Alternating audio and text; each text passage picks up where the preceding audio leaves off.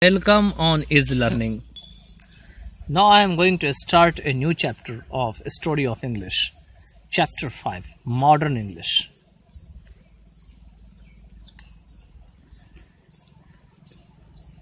In this part of the video, I will read this chapter and other parts of the videos I will explain them.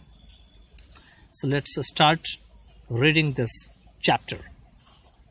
Chapter 5, Modern English. The English from 15th century till now is called Modern English.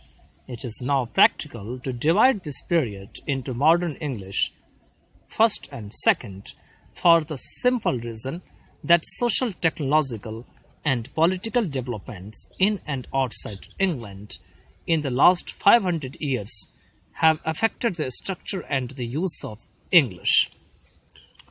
But its basic nature has not altered much.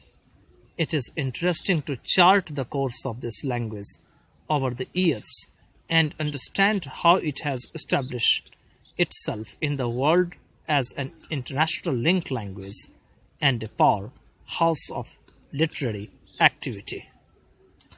Today, English occupies an enviable position as the official language in all world forums, such as the UNO and all its subsidiary units, WHO, IMF, SAARC, ILO, etc., are all using English.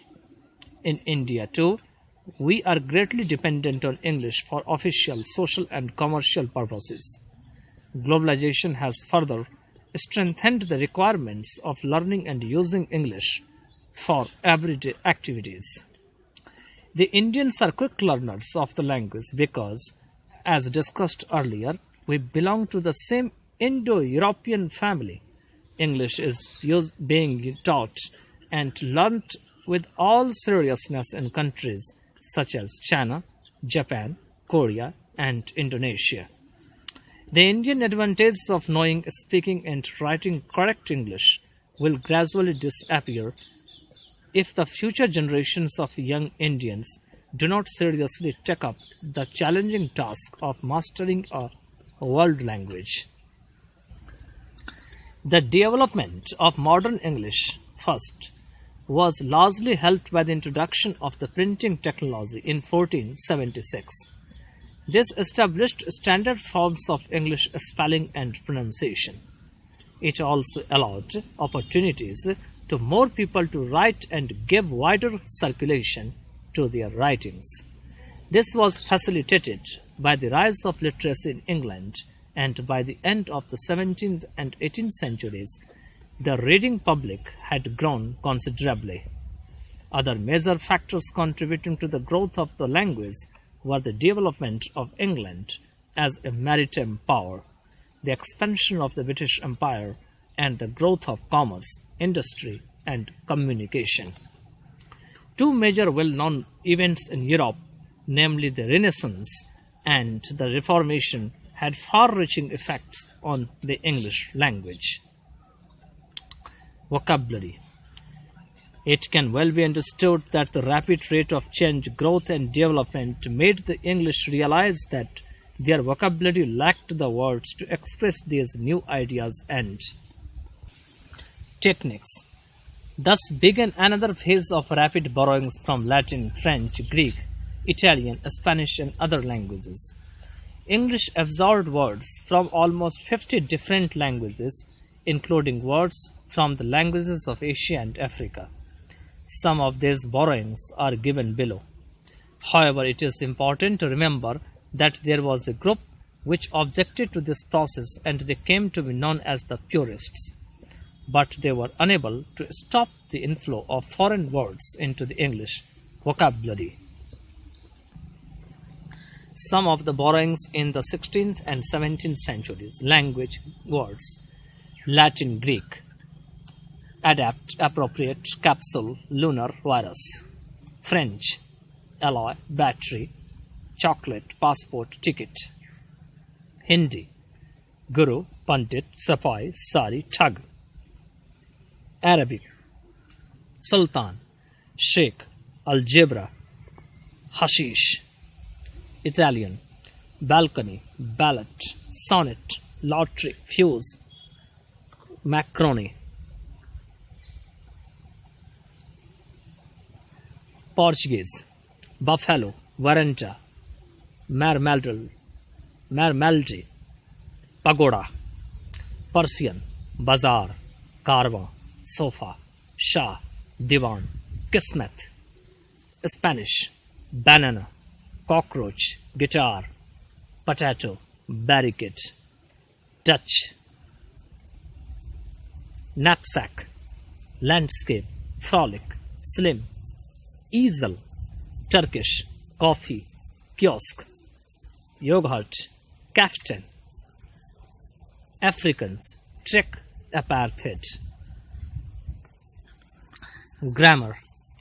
A significant fact to remember is that while the vocabulary of early modern English underwent rapid changes, the grammar remained fairly conservative. The grammar of this phase is marked more by survival of certain uses and features than by the introduction of new forms. The development of grammar was taking place in ways which did not affect the basic structure of the language. Therefore, readers can read and interpret texts of this period without much difficulty.